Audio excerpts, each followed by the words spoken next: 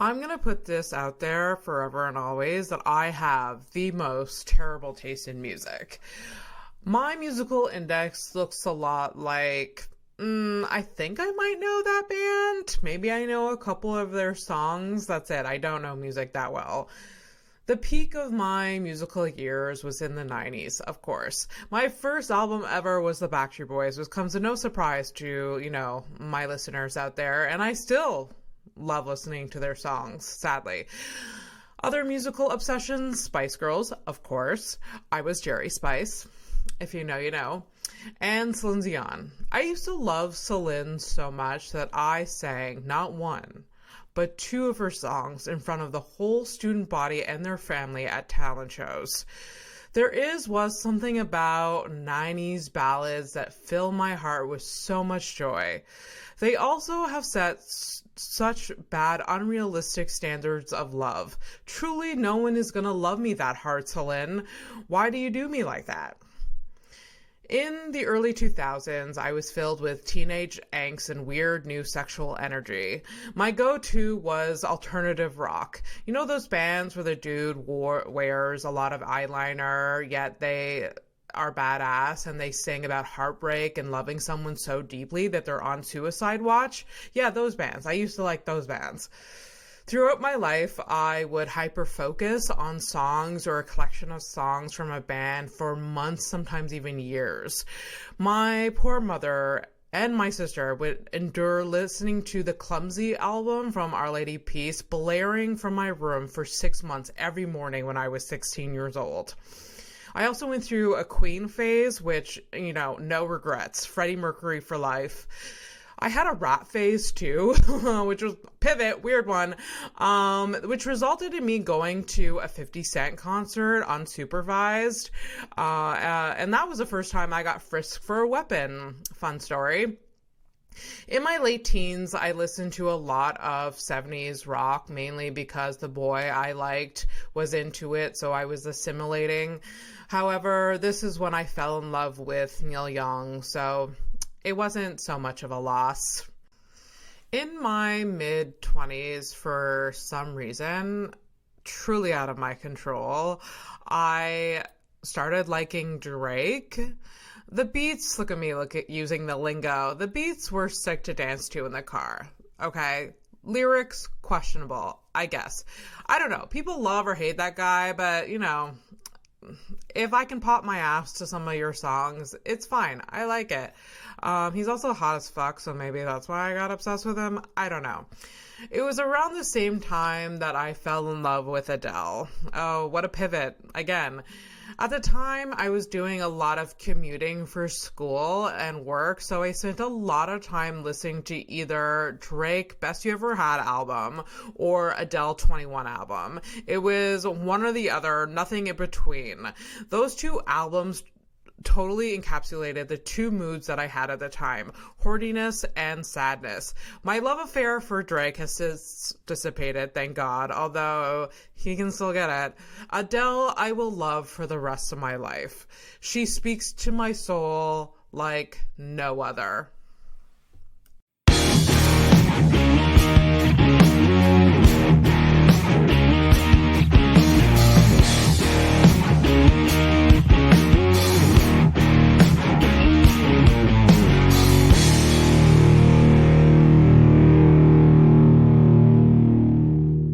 Welcome to House of Stone, the podcast where everyone has a story and we get into the nitty-gritty of it all. Today's guest, we have Raquel Maestre. Did I say that properly? No. Good enough. I did not. Good enough. Good enough? Yeah. I know I have, you, on your Instagram, it says Raquel May or now, or so do you go by that? No, my name is Raquel Maestre. Yeah. I had my old personal Instagram and my Facebook. It's a shortened version of it because, I didn't want people to find out who I was. So that's why I got into stand-up and started talking about my personal life. Yes. Yeah. A lot of comedians geniusly do that. I did not do that. I am very Googleable. My name is so Googleable, and I probably cannot be employed anymore. Other than in the arts, which like I can't complain about. But yes, it's very smart to do that. I have a little bit of an intro for you, and then we'll get into chatting and stuff. I'm so happy to have you here. It's been a while since I wanted to talk to you. I'm excited. So Raquel is originally from Spain. In the past few years, she's made such an impact on the Montreal comedy scene, especially in the queer comedy scene. With her deadpan commentary on life as a transgender immigrant and the general hilariousness of these times of impending doom, that is more real than ever these days. She has been featured at Zoofest, Ladyfest, Giggle Fest, all the festivals, Pervers, Cite. She has performed comedy in 4 different languages and is the producer and host of a very pretentious comedy show and co-producer of Polymike. Thank you for being here. Thank you so much for having me. I'm very excited to do this. It's I'm an glad. honor. It's an honor. I remember watching the first episodes of the podcast when you started with Really? Elspeth and John, and yeah, I'm happy to do it. Oh, that's so cool. It's in a different location now, obviously, with a less of a budget, but I kind of like it. It's kind of nice. It's like there's comforting about being on these couches and not in like a studio and it's just black and white, DIY is cool. It's inspiring, and this is a great setting. It is. I mean, I didn't want to stop the project, and like I'm just waiting on once I can throw money at people to like take care of some of this, I will. Podcasting is not easy. Especially for me, like I don't have a background in tech, like music editing or audio editing or any of that. So like I'm learning as I go. So. Yeah, no, but it's really cool that you're continuing to do it. And as I say, it's inspiring because you and I, we have been talking like I would like at some point to do a podcast. Yeah. Maybe the listeners will find out soon, but expect less than this. Expect less than this. You have to start somewhere. It is like a lot of work, but it just from my experience in the last 2 years, you just gotta start. Yeah. You just gotta do something. And then it'll lead to, and it's less intimidating. Like I was so intimidated by all of the things that are happening in front of me at the beginning. But now I'm a little bit less. Still intimidated, but a little bit less. So let's get into our topic for today. Today we're going to talk about musical influences. From what I know about you, you are very musical. You are a musician. You're very inspired by music, from what I know. And some of your comedy sort of intertwines that. You're producing, I should say, kind of intertwines comedy and music. So I wanted to go a little bit into that. Given that I'm saying all this, talking about music is very intimidating to me. How come? Because I feel like I have such a limited like musical index, and I also feel like my taste in music is so bad. So bad. But doesn't mean like I obviously love music, but I just know that on the day-to-day, the music that I'm listening to isn't the best. Because sometimes you just feel like jamming to 90s like pop music and like just feeling good, feeling the nostalgia, but it's not adding to my intellect in any way. Well, but it's important to have fun. I would never want to shame anyone for the music they listen to, except in extreme cases. But I'm just gonna share a confession to the world. It's not about myself. It's about my partner, but she's part of a very pretentious Are you about to comedy dish show. about your partner? Yeah, Let's do it. No, you see her playing the jazz piano there, and you might think that she's all fancy, but this morning, making breakfast, she was blasting Celine Dion. Oh my gosh. And we all can enjoy all kinds of music. I'm obsessed with your girlfriend now. Yeah. Sometimes those Celine Dion like belters just like hit the right spot. And maybe it was this fall sunny day, Saturday morning that was just, you know what? Celine Dion is what we're going for. Exactly. And yeah, I've always loved music. I wouldn't call myself a musician, No? especially because I'm really bad at it.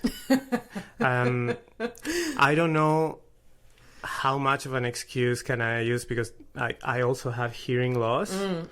So that can be an excuse. That can be an excuse? Okay. Oh, for sure. As someone with hearing loss, it's one hard to like inquire a second language, just baseline. Like, I can't imagine music, so yeah. So as anyone that has been to my show and has seen me sing the theme song of the show that we always do, well, everybody can see that I'm not the best singer in town, but I've always liked music, listened to a lot of music growing up. Since I was young, I was writing songs. They're all bad. They're all pretty bad, and I'm glad that since you were young, writing songs like kind of like poetry, but with like a beat in your mind. I guess when I was 15, 16, I would like write songs with my guitar or a keyboard and record them on the computer. And I really liked the process of writing and recording a song, even though they were all so bad, so cringy. Do you still have them like on a hard drive somewhere? I lost most of them. I have a few here and there, and some email accounts. But that's not something to really share with the world. No. What was the general theme of these songs? Like, was it like teenage angst? Oh yeah. But I was doing teenage angst song until I was 24. Yeah. When we were like when we were going through our teenagers, we're like similar age. It was very like emo, like indie rock. That was my thing. Yeah. And like so like there's nothing there. Those songs influenced us so hard as teenagers. Like, this is our formative years. And we're listening to these people, like, being like, I'm going to end it all if this person doesn't love me. Like, and this is what, this is what we listen to. And we're like, yeah, I feel it in my heart. Yeah, I love when I always loved, I guess. First it was with music, and later on with stand-up comedy. I love when someone overshares. Oh, I love it when it gets so embarrassing. Much. Yes, it can be in the form of a song. It can be in a set, but I love it. I love it. I love when people overshare a lot. I mean, it has to be on a stage. Yeah, it has to. It can be contextually. It could be off stage. But I have to, like, know you. Don't, like, just, like, dump a bunch of, like, trauma on me. But, like, oversharing on stage is pretty great.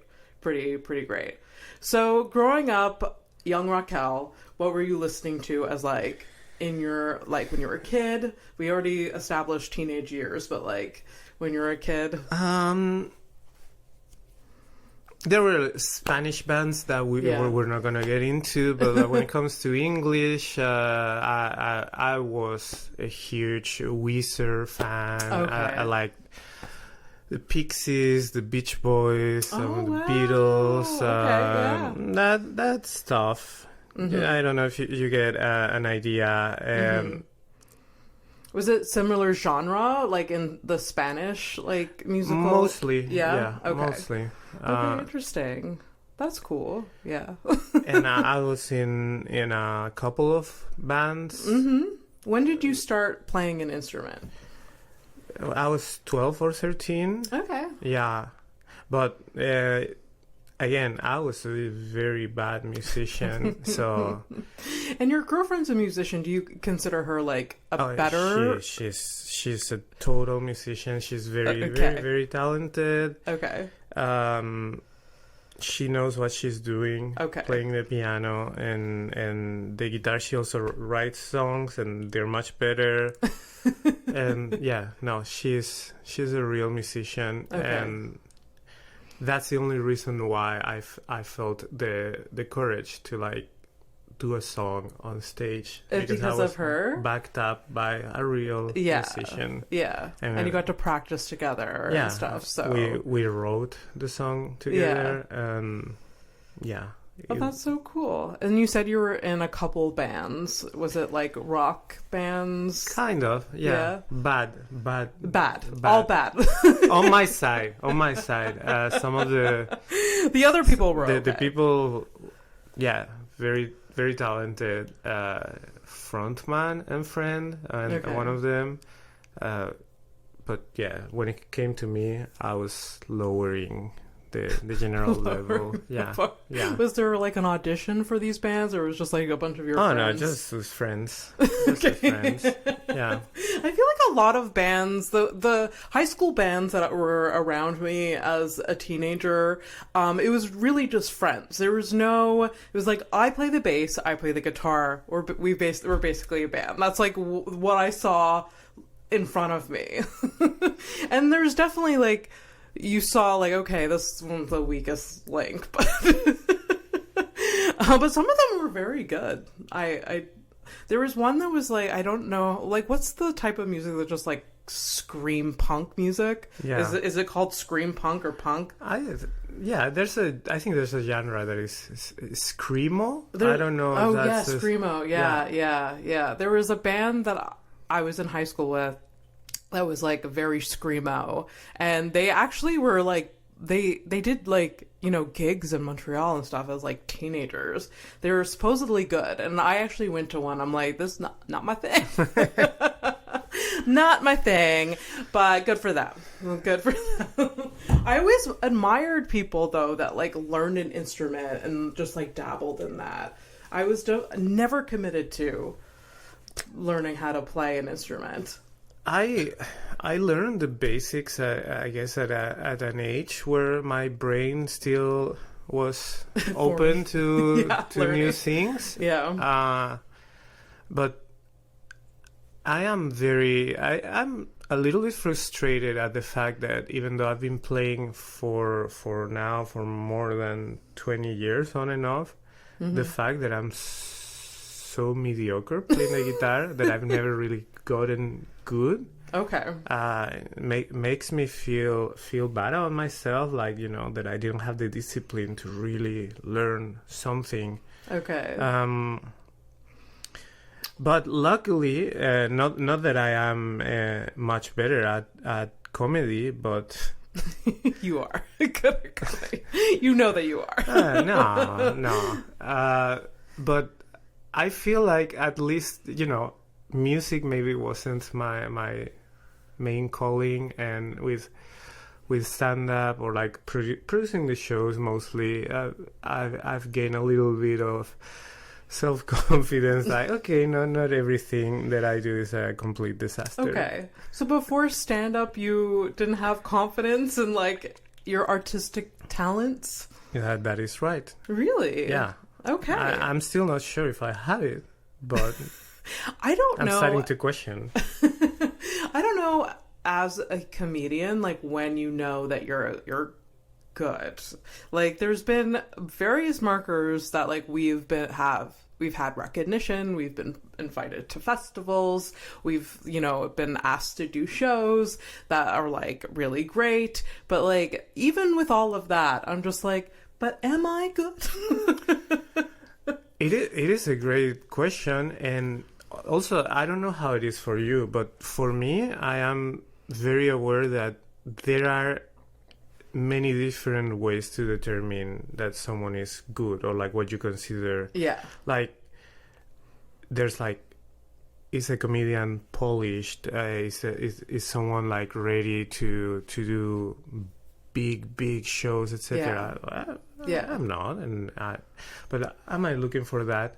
Like, because there's comedians that I love, there's people that I'm super excited about here in Montreal or in Spain or someone that I found on the internet that I really love, and by a lot of the usual standards, they are not good enough because Really? in the sense that They're not polished? yeah, Is that there's what- there's the being polished or the presence they have or there's different factors that you measure when for a comedian, and sometimes I prefer like that someone is original, that they're doing something that I find new, that I'm excited about, they're talking about. So there's like different ways to determine if someone is good or not. And I guess that according to some of these measurements, I feel better about myself or not as good.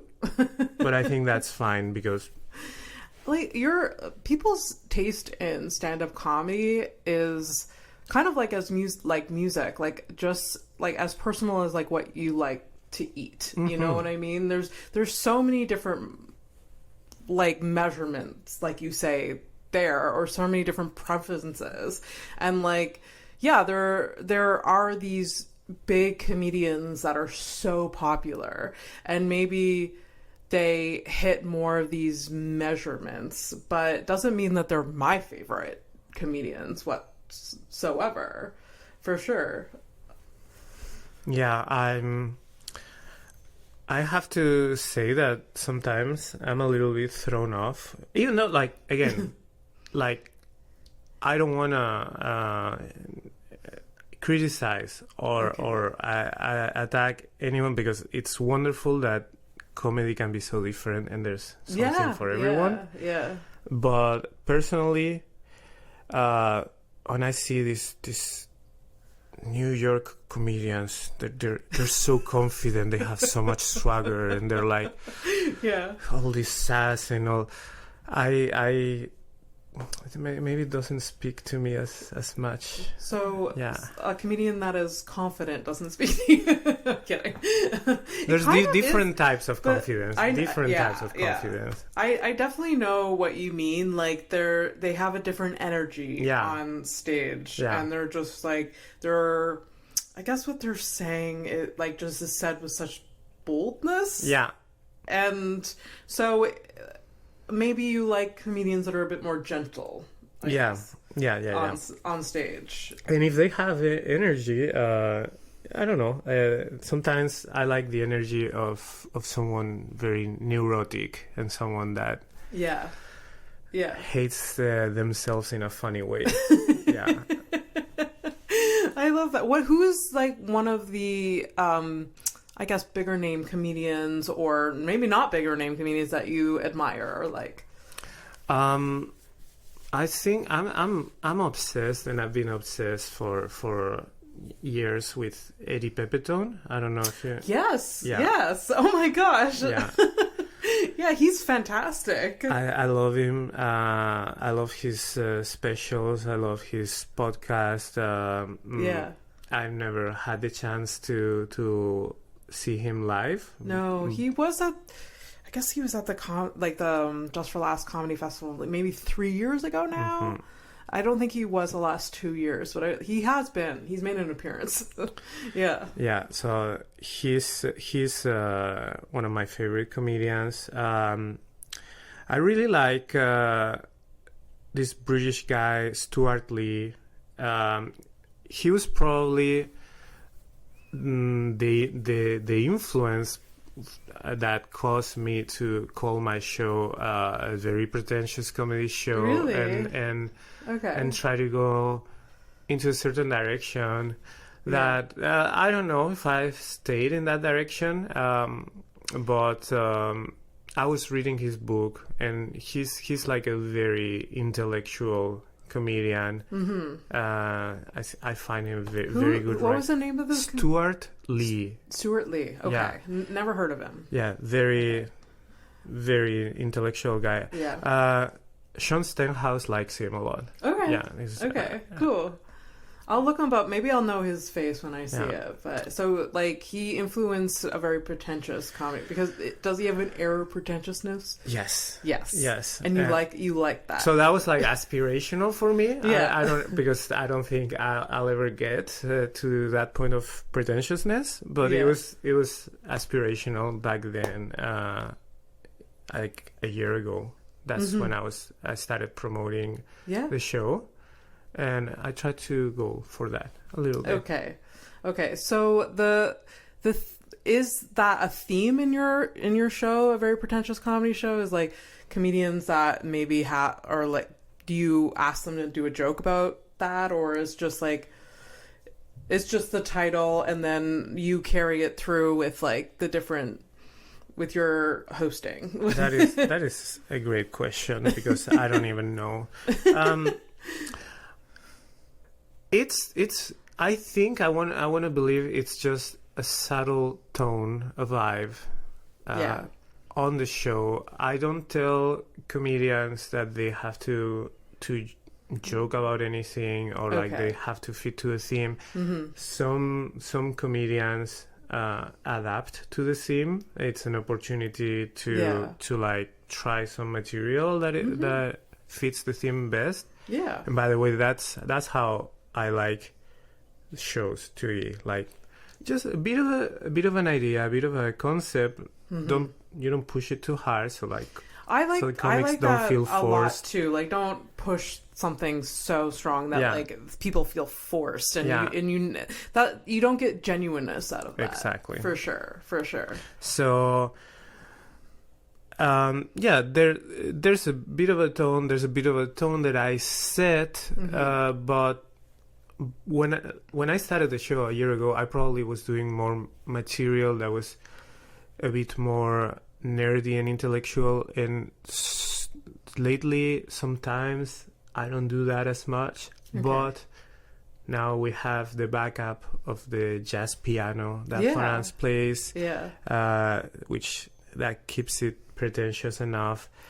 And I think that I'm very happy that that's the direction I went, because I think somehow it helped the audience understand what was going to be the general tone of the show, what they could expect, and somehow subconsciously it predisposes the audience to go there, sit down, and listen. Okay, I like that. I like this is gonna be proper. Yeah, we're gonna do some there's important gonna be some things. Organization to this, and because the audience has been so great on the show. You've collected a big audience you've had very successful shows. I don't know how I do it. Because I mean, as someone that hates selling tickets and producing, like, I commend you, because it's a hard job. It's really, really hard to like kind of curate an audience. I think that's what you did. You kind of set the tone, you curated an audience, and then they knew what they were coming for. And then do you have a lot of like repeat? There's a number of people that have been buying tickets for pretty much every shows. I think there's some people that will have attended like 7 or 8 shows. That's incredible. In the whole year of the 12. That's like a marker of like a successful show for sure. But I said I don't know how I do it. I don't know how I started it. I know how it has continued, which is like with me working so hard. Pushing promotion. Yes. And doing. I'm so tired of that. Yeah. And so that I like a message to the audience: if you want the show to continue, keep coming. Buy the tickets make early. Make it worth it for Raquel. Buy the tickets early. I give out good promotions. Yeah. I don't want to spend my life on Canva. Yes. No. No, it's producing is like podcasting. There's a lot of like work behind it. There's a lot of administrative stuff. And as someone that loves the art of it, loves performing. That's not what we want to be doing. We want to just perform. And because of the city we're in, we do often have to create our own art. We have to produce our own shows. But it's a lot of work. It's a lot. Especially a lot of us have day jobs at the same time, and we're performing at night at other people's shows. So buy tickets. In advance. Please do. Which is in Montreal not the vibe. People like buying tickets last minute. Yeah, and they like. I mean, I get it. It's. There's a lot of things going on in this wonderful city, at least when it's not winter, and I also get that. Lately, you know, everything is so expensive and the cost of living is high. So, like, I'm very grateful every time someone buys a ticket and decides to spend the time watching the show. But yeah, it's not easy work. It's not easy work, and I've been lucky that I've been able to continue this on a monthly basis for a year. But we'll see what future holds. Yeah.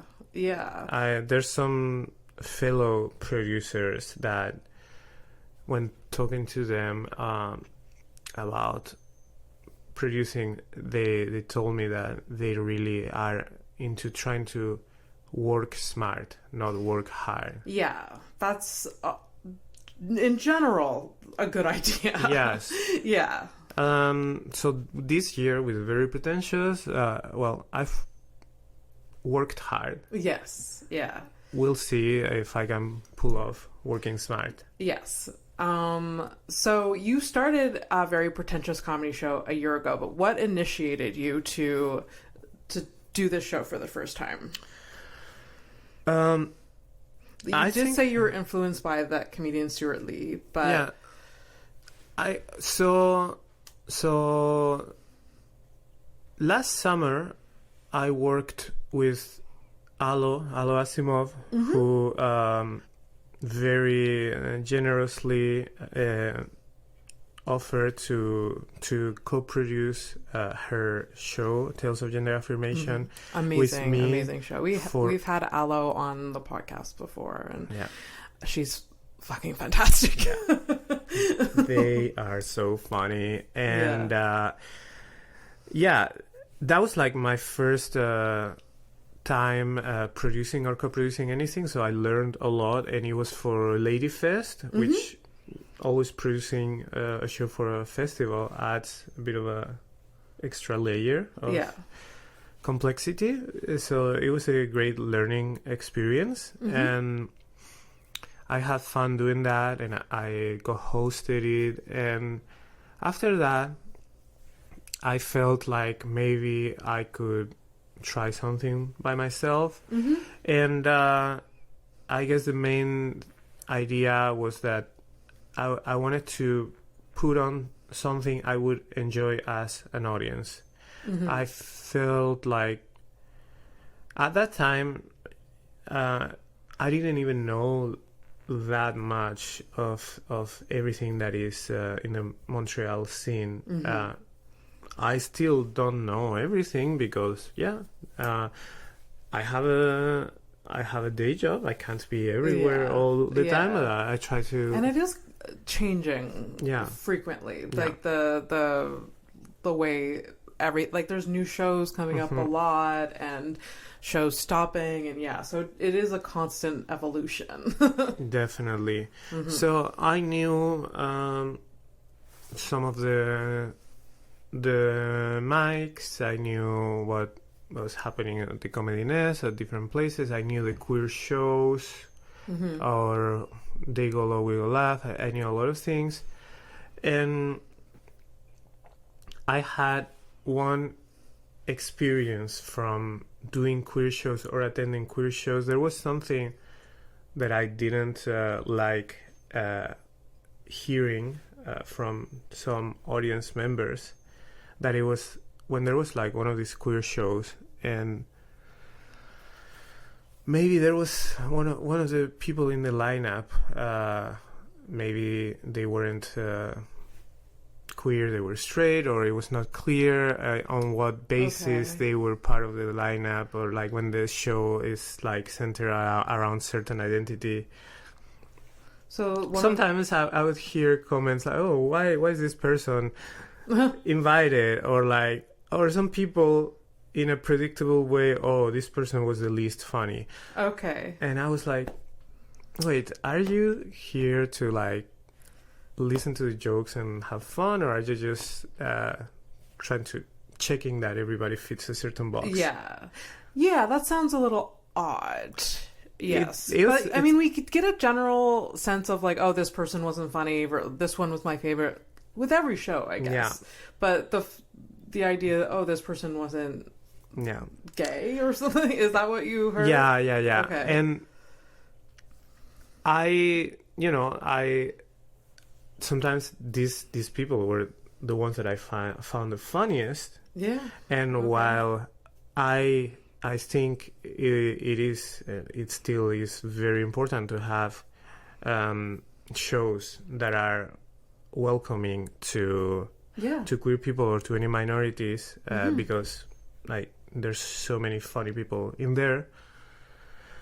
I didn't like the idea of working on a show where I had to justify why someone was on the lineup. Yeah. So even when I started, now it's a bit different. But when I started, I was just booking people I found funny that I had done shows with, and they were like a bunch of trans comedians. They were like people from They Go Low, We Go Laugh. But I also booked Trevor Thompson, who I think he's hilarious. Yeah, he is very. And I just wanted to, while still giving opportunities to people that were underrepresented, just put a focus on like, it's just funny people.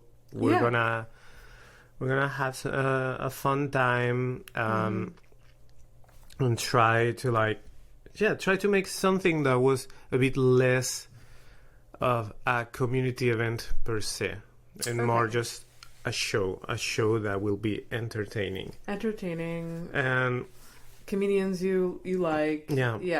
Okay. And I think I guess people liked that, and it worked out. The concept and the vibe of the show has evolved a little bit, and I wish I could do more and more shows and give spots to more people. People ask me to be on the show. It's always a hard one as a producer. It's like, I'm a people pleaser, and I'm just like, I don't know. There's only, I mean, you do a monthly. You don't do, like, I mean, the poly mic you have weekly with other comedians. So that gives another place that you can be like, yeah, come here. But, like, because it's a monthly, it's like, you can't fit everyone in. And, like, you know. And some people get hurt by that, which like I've never understood as a comedian, maybe because I have experience producing a lot of, so there are comedians that are just like, oh, but I want on now. But it's hard. It's hard. When I was studying, I was a little bit hurt. I was trying to get on a show or two, and they took a while until they let me in. But yeah, once you produce, or even if you don't produce, once I want to believe, once you've been doing this for enough time, you understand how it works. And yeah, I still have that little people pleaser thing in me, but it's just impossible to have everybody on as much as I would love to. And yeah. I mean, hopefully the show will go on. The 1 year is December 10th, and you'll be able to fit in all your favorites. Yeah, because there's so many funny people in this city. Oh, so many, and the scene has grown so much. I mean, I started comedy 7 years ago now, and when I started, there was maybe 3 like femme-identifying people, comedians. Now there's so many, like, so much more. And which I love, because it kind of like we support each other, and yeah, there's just so many, and there's some people that like I've seen twice and then I never see again on stage. So it's always evolving, but there's a lot more comedians now to choose from if you're producing. So it's definitely very hard. Yeah, but I think it's fun, and it's if someone out there that is started recently, or they feel like they wanna get on more shows, well, it's the open mics are there.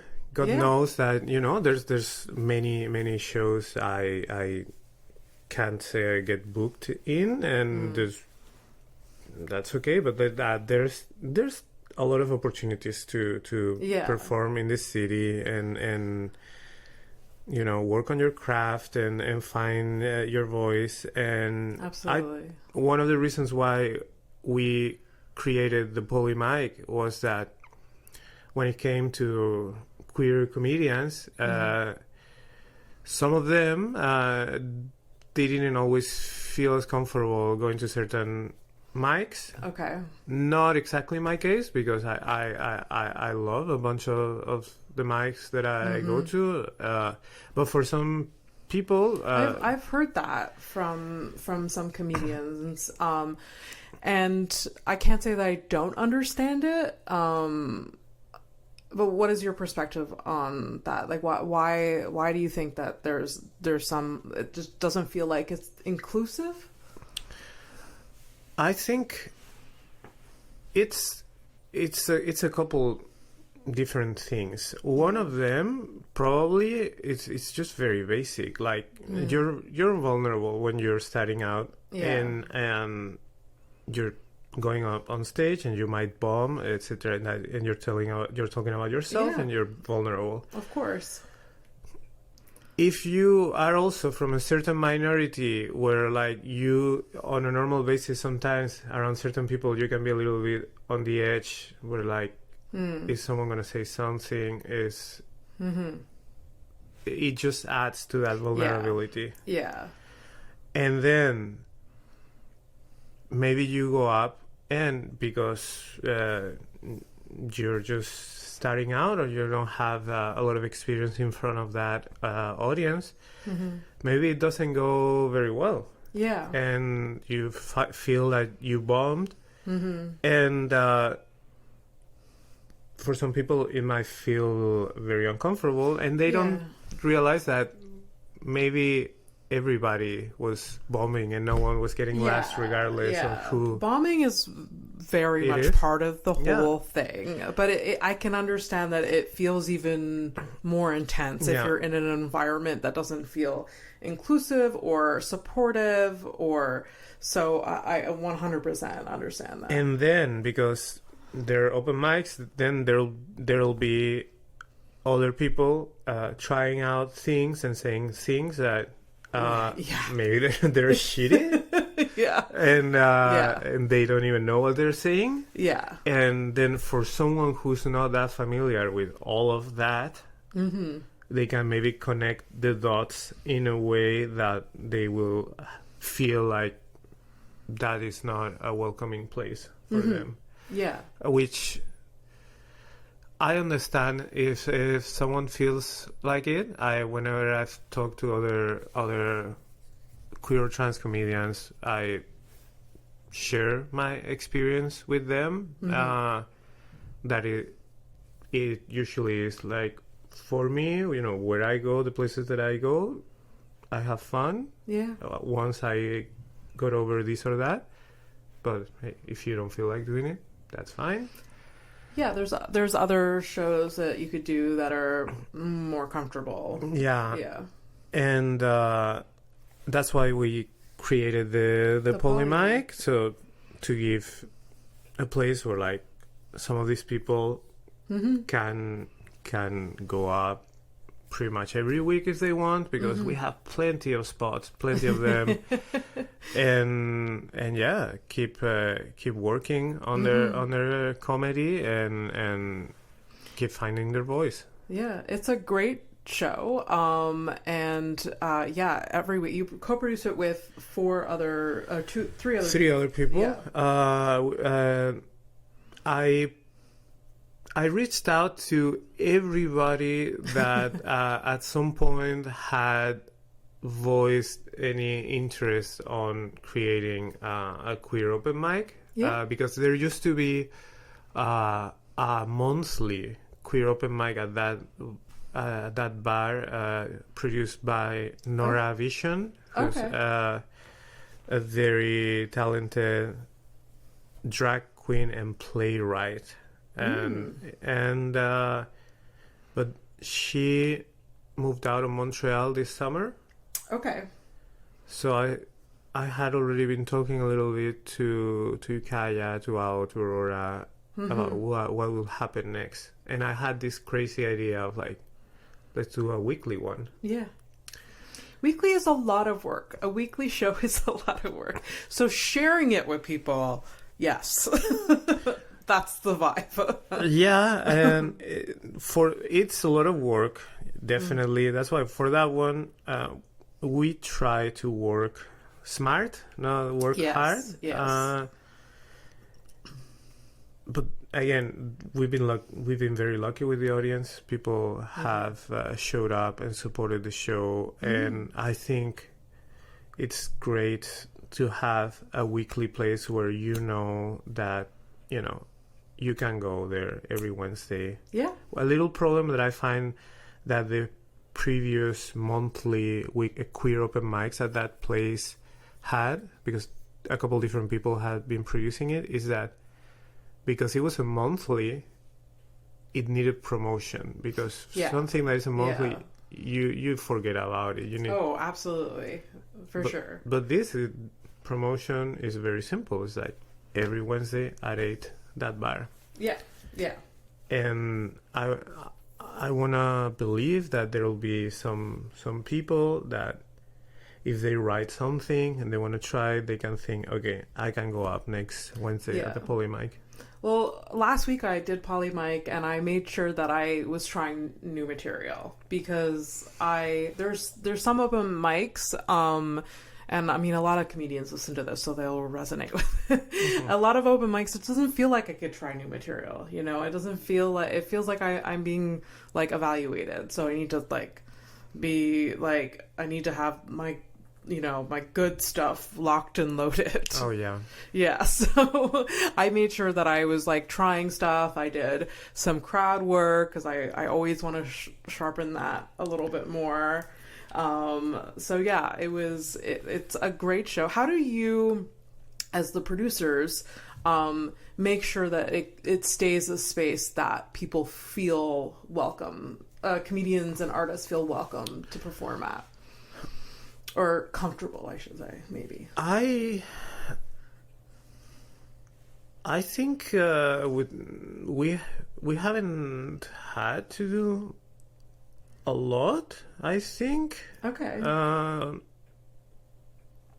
We put it out and I guess try to set a tone. Like the first one, I hosted it. I guess I gave a tiny bit of a speech at the beginning, setting this is what it's gonna be, and okay.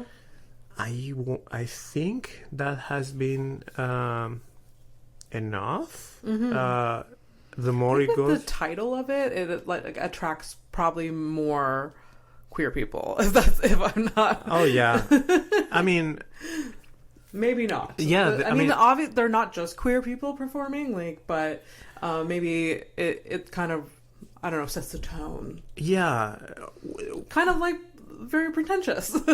For the Poly Mic, the way we promoted we just, put posters on the bar, shared it on our own accounts on Instagram. Mm-hmm. We didn't share it in a lot of Facebook groups or anything. Mm-hmm. I guess we just share it with our friends and friends of friends, and that's how I guess we got that audience. And I don't know. The more it goes, maybe we'll have to deal with some situations. But so far, I haven't received any complaints about anyone in the audience or any artist feeling uncomfortable. Well, there was one intense heckler once. Ooh. Really?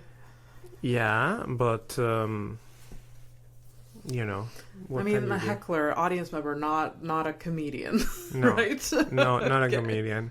Okay. Yeah, that's not great. I haven't had to deal with that. Well, actually, that's a lie. When I do private shows, there's sometimes audience members that like to participate, and it's been sometimes not a great vibe. And like there's like, because a lot of the private shows I do is like friends and family, there's been like friends of this person just like, shut the fuck up. It's been but yeah, heckler's not great, but it happens. There's I'm gonna share something now that I don't know if any enemies are watching. This is my big vulnerability, because like you, I have hearing loss. Yes. My right ear is really fucked up. Which, by the way, thank you for putting me on this side, so my good ear can hear you. That was kind of unconscious because I didn't remember which one. But you nailed it. I kind of assumed that you would tell me. Yeah. Like, I did have that in the back of my brain. Like, oh, maybe we can talk about it. Like, I also have a very boisterous voice, so I knew you'd hear me. Yeah. But because of this hearing loss, I get anxious about any heckling, even if it's friendly, because I don't understand it, and it's in another language. So I take forever to process it. I feel you, Raquel.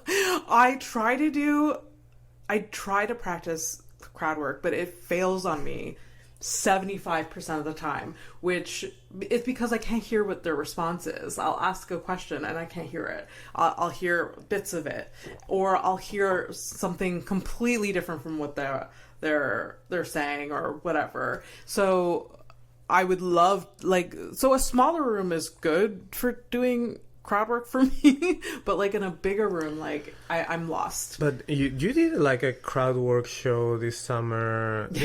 How was that? I only did a teeny little part of that. Like, are you talking about the one for Just for Laughs? Yeah. I wasn't part of that show. I was pulled on stage for that show, which is my worst nightmare. It was a Just for Laughs show. I would have wanted to die.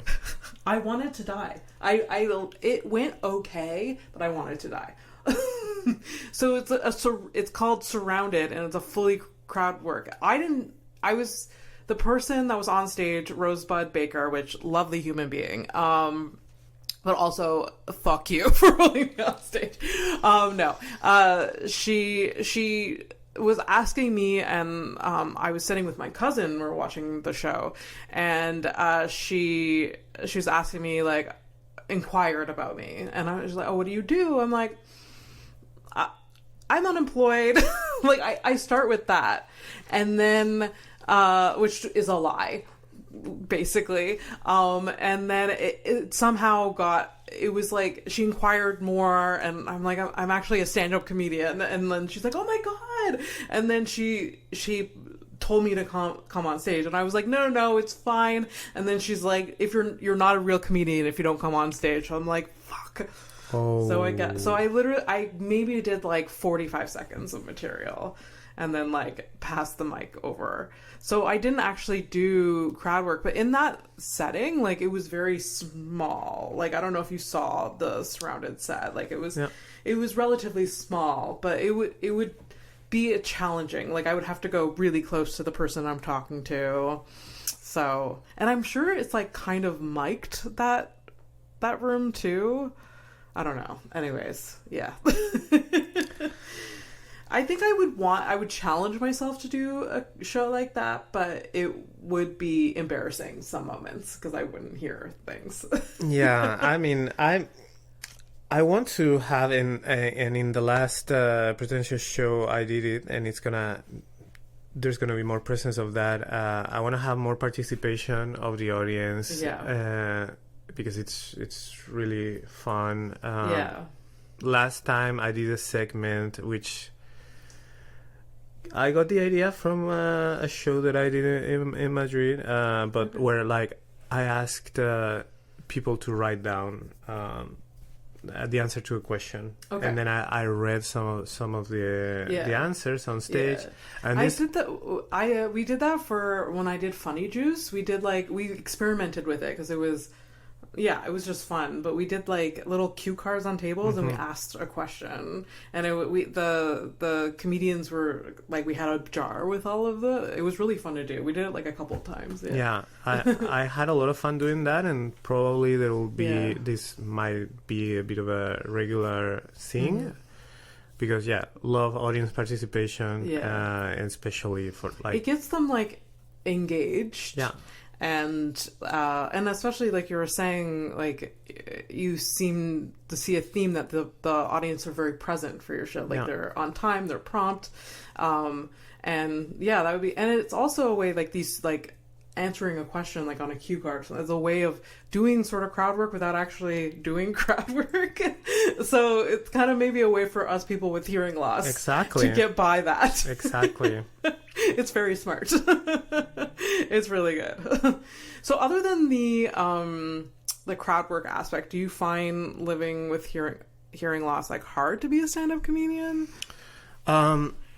It's also for me, I think my hearing goes through worse and better phases. Like lately it has stabilized. That's the with Meniere's disease. That's the thing. It's not consistent. But my last the last doctor I saw is questioning that I have that. He says that maybe it's not that. Oh, that's really? a different story. I'm not gonna divulge here. Okay. But it is true that in many occasions, even on good days, I have a hard time following conversations in a bar in a large setting. It makes me very slow to say anything in conversation. So the social part of mingling a little bit after the show or during a show or certain parties or gatherings, I can have a bit of a hard time with that. And I prefer a more one-on-one kind of conversation. So that hinders me a little bit. That makes some things a bit more difficult.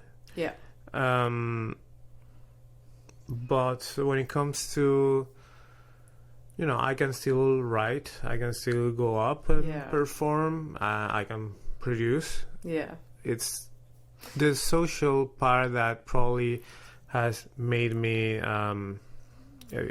made things a bit slower for me to like get to know other people, that people get to know me because of that. I 100% relate to that. I do find like a little, like I do feel very vulnerable in like bar settings because like I can't hear very well, and a lot of the shows that we do are in bars, and like I mean a lot of it's a part of what we do is like networking with some fellow comedians, and I can't do that to the full unless we're one-on-one. And so it's been I've found myself the last like while doing stand-up like having to get over the fact that or these challenges, or like feeling insecure about myself, and like getting in my head about like, oh, these people don't know me, they don't know the real me, like they're judging me based on like a failed interaction because I can't hear, because there's too much going on. So it's actually been in the podcast where I've gotten to know people better. Unfortunately, because it's one-on-one. But yeah, it's hard, it's challenging, but the baseline, like going on stage telling jokes, I fortunately can still hear, you know, laughter feedback. Yeah. So that's great. If that declines, that'll be kind of hard. But yeah. I have to say though, bars in this country, music is too loud, way too loud. It doesn't make sense to me. So yeah, in other countries it's different. It's more accessible. Like, yeah, I mean, because sure, if you're going to a club to like dance and get wasted and just sure, very loud music. Yeah, you don't need to be talking in clubs, I guess. There's some bars and some places that, you know, some places that I produce shows on, and it's not the Diving Bell. You guess who? Sometimes, you know, they're very used to blasting very loud music, and it's like, it's 6:30 p.m. There's no one in here. There's one people. Like, we're just setting up. They're like, I just want to have a conversation. Yeah. I just want to have a conversation. I think that, compared to Spain, I don't know, in Spain and bars, I always understood them. You know, you go there, you have a drink, you have a conversation. Yeah. And you're having a nice time, but here, like, you really have to like speak up to like even people without hearing loss are like, oh, I can't hear. And there's also like, there's a bunch of different factors. Like, there's some places that just the sheer like material of their chairs and tables, the sound bounces a lot. Ooh. Like, if it's like metal chairs and they're like, pull it, like, where like if there's more soft furnishings, it's better, you know. For sound. Anyways, it's challenging. Yeah, but like, I'm calling out here the queer bars in the city. You know, you love to talk about inclusiveness. Lower the music a little bit. Yeah, absolutely. Let's backtrack a little bit. You've mentioned a few times that you've done comedy in multiple different languages. Do you have a favorite language you like to perform in? Well, I've done comedy in multiple different languages while getting words wrong in all of them, including in Spanish, because I'm forgetting my Spanish. Oh, wow, really? You're not practicing it as much? No, I mean, of course I know how to speak Spanish, but it's starting to come off like weird, like because I start thinking in English, even though my English is not perfect. So sometimes things that I say in Spanish, they're like translated from English. So it's all weird. So I have a big soup of languages in my brain. I think that my least favorite of the 4 languages I've done stand-up on is French. Like, I love French. I would love. I don't like French. I do like it, and I'm just so bad at French. And even though I've lived in Quebec all my life, I'm just like, it's like one of the biggest insecurities. I'm not fluent in French. Anyways, go on. You don't like performing in French? No, because I mean, my French is not that good, and it's a challenge. And when I perform, the audience is very generous, and it's all good. But like, that is the one that is more of a struggle. Yeah.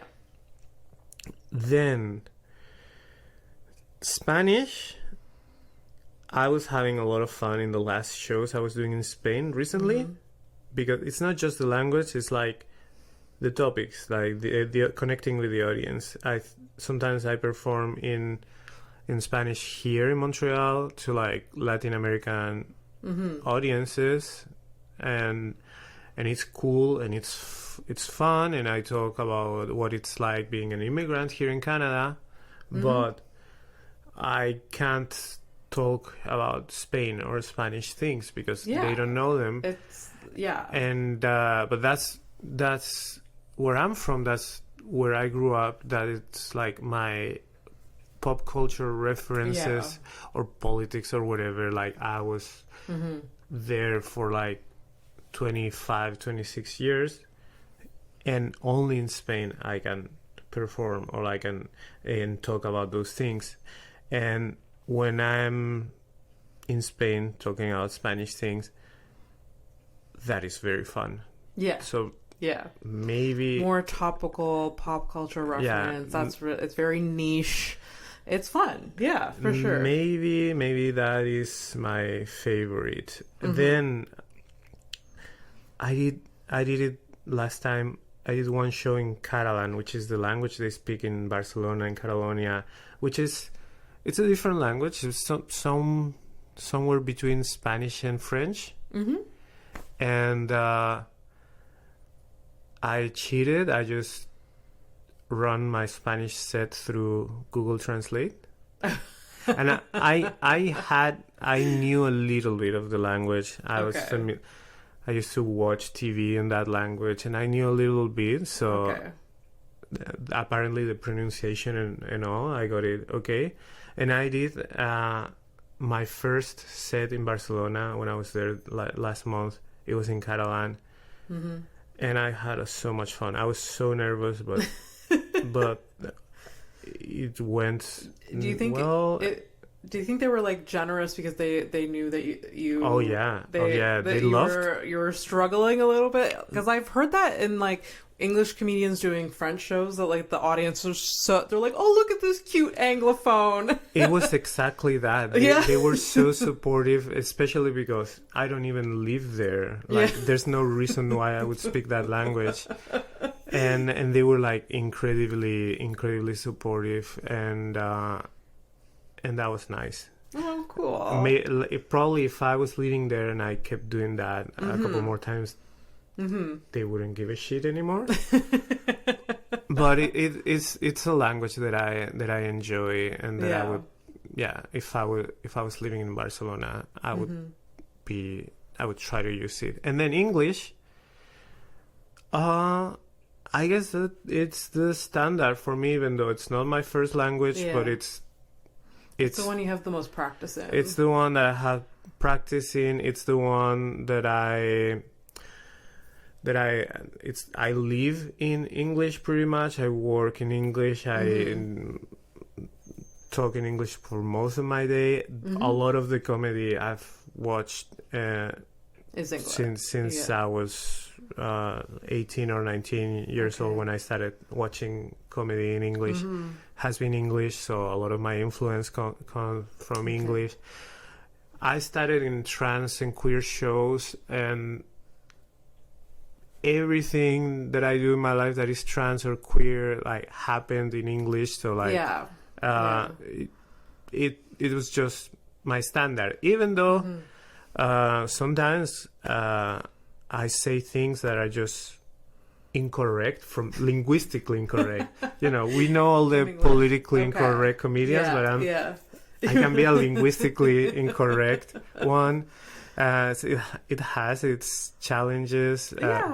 Sometimes when you have different languages, sometimes I have like a little bit of a premise popping up in my head, like connecting maybe one thing and another, and then I'm like, wait, but this could never work in English, because like the way you say this sentence, this goes first, not this.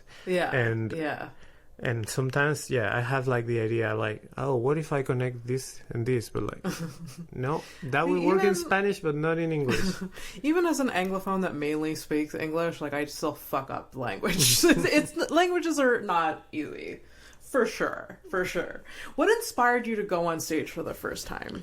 You said you've been listening to stand-up since you were a teenager, or 19. Yeah. And what drew you to the stage for the first time? Driving me to the stage, that's very clear. It was not a what, it was a who. It was Alo. Okay. I was Alo. So you went to see one of her shows, and I had met Alo outside of comedy, and one thing that Alo does when they meet, especially like a queer person, if they see that this person might be a little bit interested in that, they just suggest, hey, would you ever like to try doing stand-up comedy? Mm-hmm. And I think it was like that. I met Alo, and at some point the opportunity came up of trying it one day at a Tales of Gender Affirmation show. Mm-hmm. And it is something that I had never considered doing, even though I love stand-up, but especially after I transitioned, which was between my first and second year in Montreal in 2017. I didn't see I saw myself that I liked comedy. That was one of the things I liked, but I never saw myself doing it, especially after transitioning, because I thought that they were like two worlds that were very apart from each other. And so being a trans comedian seemed hard. Is that what? Yeah. So you didn't see yourself going into that direction. But it was great to be here in Montreal and to be in the middle of this scene, because I could just try it, and I knew like I was not the first one, I was not the second or third trans comedians. There's a million of them. Yeah. So I could just do my thing, and it was Halo. Amazing. And how long ago was that now? 2 years. Okay. Amazing. Oh, I'm so glad Alo pulled you on stage. I can't imagine the scene without you now. It's really, really great. You're really funny. You're very kind, Abby. Your voice on stage is so different from other, like your style is so different than a lot of other comedians. So you stand out in the best way. You know, it's very witty. It's very like your jokes are very like smart. You know, where like my jokes are not smart a lot of the time. But I appreciate it so much. Thank you. I don't know. I try to again do things that I would enjoy as an audience member, and that's all we can do. We're really, as comedians, like we're writing jokes that make us laugh first, I think, and then we're just hoping that it translates to the audience, and if it doesn't, then we adjust, right? So yeah. So where do you see a very pretentious comedy show going? What's the next step? You're hitting your 1 year anniversary. You want to continue as a monthly? Do you see it changing in any way? I would love for it to continue. As I said before, I've been working very hard on it, so it will need some adjustment. Mm-hmm. One thing I want to slowly pivot to a little bit is to doing more online content. Yeah. So it's not all live shows. Yeah. Because live shows have been very fun, but it was never like my dream or when I ever saw myself doing funny things. A lot of the stuff that I always liked was like videos and stuff. And I just ended up doing stand-up and live shows, but maybe little by little I'll be doing more video. I don't know if a little bit of sketch or a little bit of things here and there.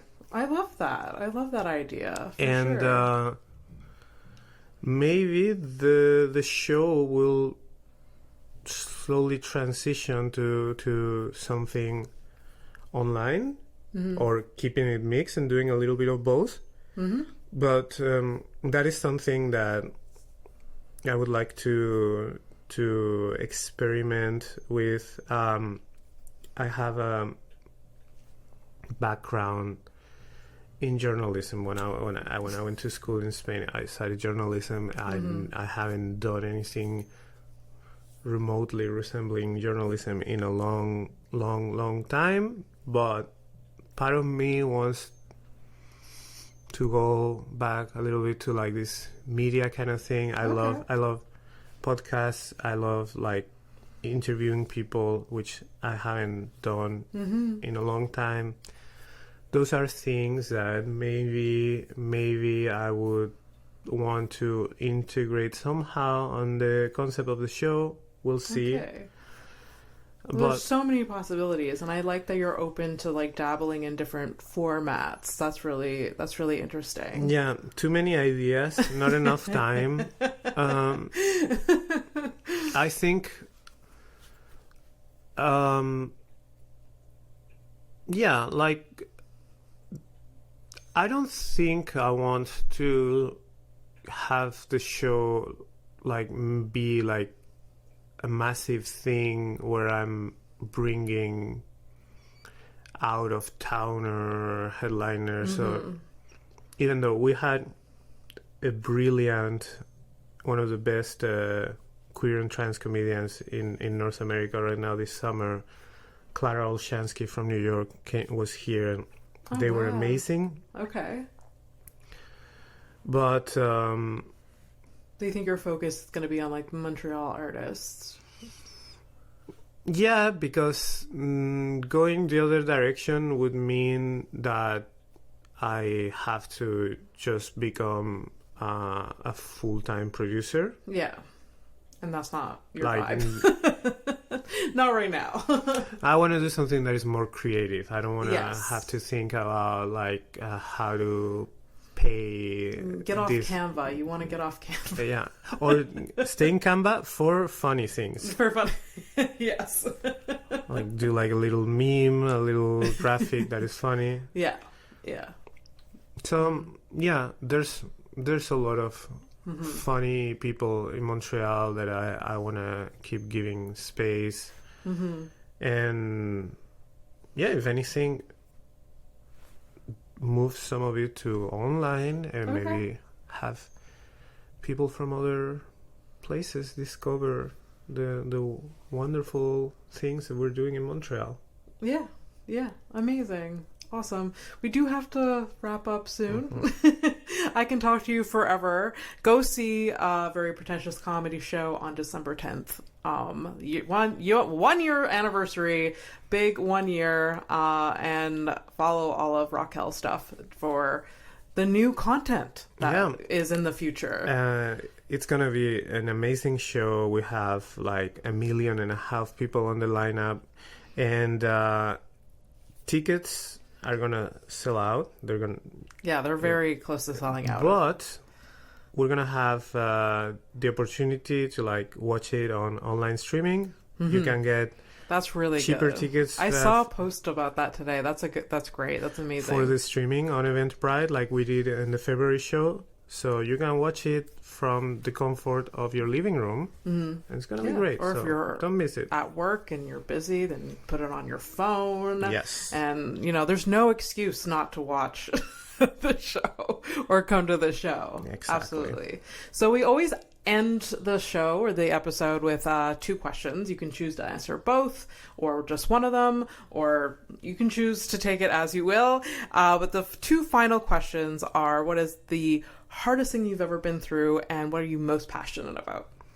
Okay, the hardest thing I've ever gone through was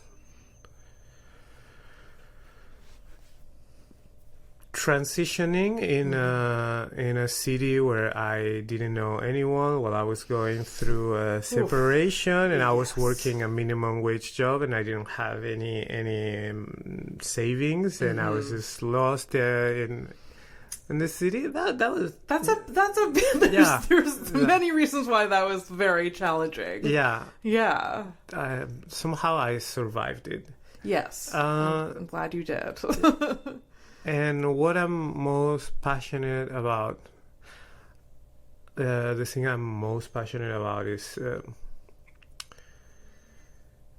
teaching kids from struggling families how to code. No. I was so like, what? That came out of left field. No, I don't care if they code or not. Don't care. No, code if you want, but don't come to me. I guess, in a way, it's probably like, this might sound lame, but creativity. Like, yeah. I like... It's not lame at all. It's creating things. I like being creative. I like that the people around me are creative. I like to... I like that feedback loop of people doing things, seeing other people do things. Mm-hmm. I love that. Awesome. I love that. I love that answer. I can relate for sure. Well, thank you so much for being here. Where can people find you online? Instagram, Raquel Maestre Comedy. I know I have a weird name. I didn't change it to it'll be in the title. It'll be in the description. Yeah. Raquel Maestre Comedy on Instagram. And on Facebook, you can like the Very Pretentious Comedy page. Mm-hmm. And maybe start trying to look me up on YouTube. The Very Pretentious YouTube. Okay. Like and subscribe to Very Pretentious YouTube. Yeah. Yes. Okay. Even if only because I need 50 subscribers to start streaming live. So yes, we can get you to 50 for sure. I love that. All right. Well, thank you so much again for being here. It's been lovely talking to you. Thank you so much, Abby. This was very fun. It was so much fun. So you can follow House of Stone on all the platforms. Like and subscribe, houseofstonepodcast.com for all the links. And thanks for listening. Bye, guys.